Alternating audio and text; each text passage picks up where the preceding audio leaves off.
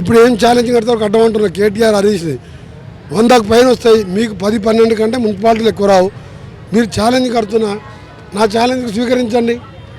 జూబ్లీహిల్స్ అప్పుడు చెప్పిన 20,000 పైన మెజార్టీ వస్తుందని నామినేషన్ వేయకముందు చెప్పిన, అప్పుడు కూడా కేటీఆర్ ముందుకు రాలే. డెఫినెట్గా కాంగ్రెస్ పార్టీ ఈరోజు 110 సీట్ల పైన గెలిచి వచ్చేసారి కూడా ప్రభుత్వంలోకి వస్తాం. తెలంగాణ ఇచ్చిన కాంగ్రెస్ పార్టీగా సోనియా గాంధీ దేవత, అమరవీరులు జాతిపితలు కోమటిరెడ్డి వెంకటరెడ్డి, కేసీఆర్లు ఖాళీ ఉద్యమకారులు, ప్రొఫెసర్ జయశంకర్, మేమందరం ఉద్యమకారులం. జాతిపితలు ప్రాణాలు ఇడిచిన వాళ్ళు.